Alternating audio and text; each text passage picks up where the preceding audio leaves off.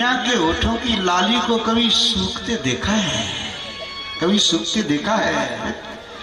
तो जिसके कन्हैया को अंग संग है गयो भगवान का, वो तो दिव्य हो गया। इसलिए वो अब कन्हैया को लाए, कहीं नजर लग गई है, का उसने मार दिया री टोना, हरी मेरो मचलियो श्याम भूल गई मैंने नाय लगायो माथे बीच डिठोना।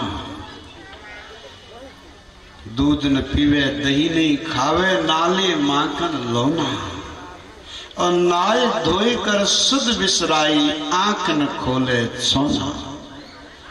पहले ही समझायो लाल इन गोपियन संग रास रचौना, और बुरी नजर है इन गोपिन की बरजन से बरजौना। काउस ने मार दियो री, अरे वाह पापड़ी पूतना की नजर लग गई है।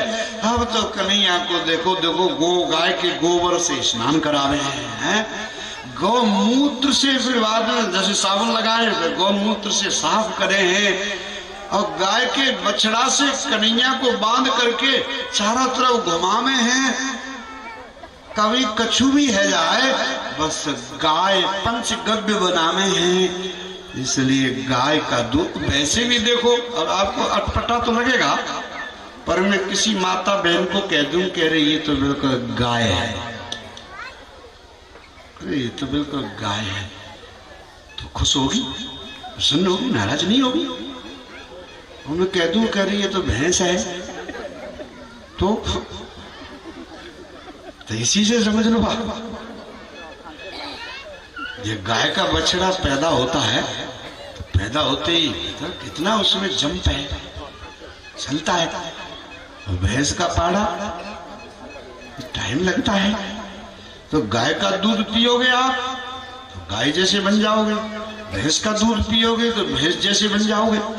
मैं विरोध नहीं कर रहा हूं, वैसे ही आपको बता रहा हूं।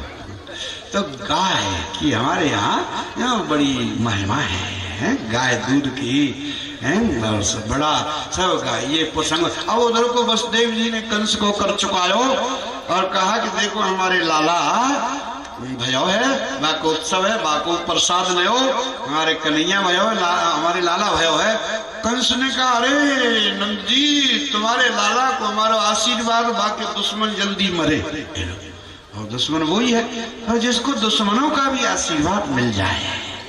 अब देखा वसुदेव जी जेल के कमरे में, वसुदेव जी देखो ये तो नंद जी आए हैं और वहाँ बड़े बड़े हमारे दोनों लाला है वहाँ है।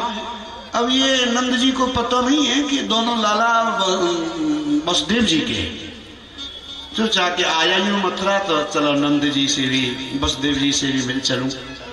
और वसुदेव जी के पास भी गए, पर देखो देखो नंद जी ने अपने आनंद की बात नहीं करी। ये व्यवहार सीखना चाहिए। इतना आनंद है, इतना उत्सव है, हमारे लाला भाई दो दो, ये चर्चा नंद जी ने नहीं की, चर्चा ही नहीं की।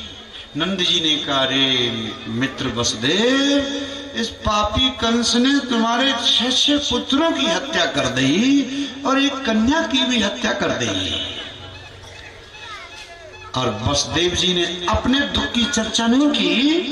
नंद जी से कहा कि क्यों, हमने सुना है कि तुम्हारे घर लाला हुए हैं और बड़ा आनंद है रहा है, पर तुमने तो चर्चा ही नहीं करी। ये व्यवहार है?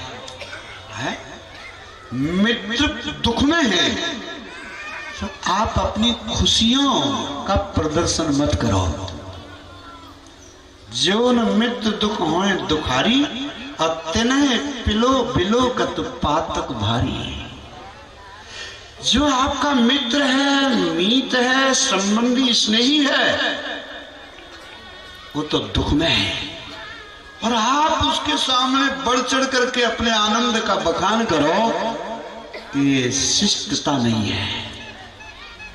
नहीं, मित्र के दुख की बात करो। मित्र का राई जैसा दुख भी पहाड़ जैसा आपको लगे, और अपना पहाड़ जैसा दुख भी आपको राई जैसा लगे, ये व्यवहार है। वसुदेव जी से आनंद की चर्चा नहीं की, और वसुदेव जी ने अपने दुख की चर्चा नहीं करी। उनके आनंद की चर्चा करें। ये व्यवहार है। हर किसी के सामने अपना दुखड़ा रोने लग जाओ, इससे आपका दुख बढ़ेगा। इसलिए दुख की ज्यादा चर्चा मत करो, बात ही मत करो। दुख सुख शब्द है, फैक्ट नहीं है। ध्यान रखना, दुख सुख शब्द है, फैक्ट नहीं है। वसुदेव जी ने कहा, नंद जी तुम यहां आ गए हो, लेकिन आपके ब्रज में तो बड़े बड़े संकट आ गया, तो फिर क्या होगा? और नंद जी आए, और जब जैसे आए पता लगे कि ये पूतना आई, राक्षसी आई। अरे वसुदेव जी तो ज्योतिषी है, और उन्होंने तो मुझे सावधान कर दियो, और सब ये लीला भई। और इस तरह से फिर थोड़े समय बाद गर्ग पुरोहितो राजा यदुनाम सुमहातप ब्रजम जगाम नंदस्य वसुदेव प्रचोदितः। वसुदेव जी ने गर्गाचार्य जी को कहा कि आप गोकुल जाओ और वहां मेरे 2 पुत्र हैं, उनका नामकरण संस्कार कर आओ। जब नंद जी को ये पता है कि ये जो कन्हैया है ये तो मेरो है, कन्हैया ये तो मेरो है, और ये जो बलराम जी है ये जो है वसुदेव जी के हैं। पर वसुदेव जी जानते हैं कि दोनों ही मेरे हैं, ये वसुदेव जी। पर चुपचाप करना, क्योंकि तुम यदु वंशियों के पुरोहित हो। और वहां जाके जब कंस को पता लगेगा कि गर्गाचार्य जी ने नंद बाबा के दोनों, नंद जी के दोनों बच्चों को नामकरण संस्कार करो, तो बस शक रह जाएगी तो वसुदेव जी के बेटा है। इसलिए गर्गा पुरोहितो राजन यदुनाम समाहतप और ब्रजम जगाम नंदस्य वसुदेव प्रचोदिता। वसुदेव जी के यहाँ गए और कहा कि देखो तुम्हारे बच्चों का नामकरण संस्कार करना है, वसुदेव जी ने भेजो है। नंद जी ने कहा तो फिर धूमधाम से करेंगे। क्या कहा? अरे धूमधाम के साथ करेंगे। नहीं, धूमधाम से मत करो, शक रह जाएगी, कंस को तुम्हारे बच्चे मारे जाएंगे। तो गौशाला में जाकर के रोहिणी कन्हैया को लेकर बैठ गई, और यशोदा जी बलराम जी को। और गर्गाचार्य जी ने कहा कि ये जो रोहिणी की गोद में बैठा है ये यशोदा नंदन है, और चूंकि इसका रंग कृष्ण है इसलिए इसका नाम कृष्ण भी होगा, कृष्ण भी होगा। और इसमें अट्रैक्शन, इसमें आकर्षण, इसमें मैग्नेट, इसमें जो खिंचाव है वो बहुत है, बहुत है। इसलिए ही इसका नाम कृष्ण है। और ये कहते हैं कि इसी से वसुदेव जी का पुत्र है, तो फिर नंद जी को बुरा लगेगा, शंका हो जाएगी। कहा कि ये कभी वसुदेव जी का भी पुत्र, कभी वसुदेव जी का भी ये पुत्र था, इसलिए इसका नाम वासुदेव भी है। नामकरण संस्कार कियो। आकाश के तारे गिने जा सकते हैं, बालू के कण गिने जा सकते हैं, परंतु इनके नाम रूपों की गणना नहीं हो सकती। और फिर बलराम जी का नामकरण ये बलवानों में श्रेष्ठ है, इसलिए बलभद्र है, ये संकर्षण है, सबको आनंदित करेंगे, सबको आह्लादित करेंगे, इसलिए इनका नाम संकर्षण भी होगा। नामकरण संस्कार संक्षिप्त हुआ। जब कन्हैया आप जब 3 महीने के हुए ना, 3 महीने के, मैया ने सुलायो। देखो मैया ने सुलायो तो एक दिन मैया ने देखो कि कन्हैया ने करवट बदली, करवट।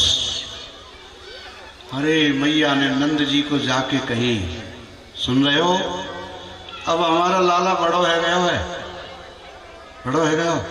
क्यों? क्योंकि आज वाने सोते सोते अपने आप करवट बदली है। तो करवट बदलने के लिए बहुत बड़ा फंक्शन कर डाला, थोड़े थोड़े फंक्शन, उत्सव। इससे आनंद को कैसे बढ़ाया जा सकता है? सबसे बड़ी पूंजी है आपका आनंद। आप सवेरे से शाम तक, शाम से सवेरे तक जो भागदौड़ कर रहे हैं, चिल्लपों कर रहे हैं, सर्विस नौकरी जो कर रहे हैं, वो दुखी होने के लिए कर रहे हैं कि आनंदित होने के लिए कर रहे हैं? बताओ। आनंदित होने के लिए कर रहे हैं, तो फिर दिन पे दिन आनंद बढ़ना चाहिए।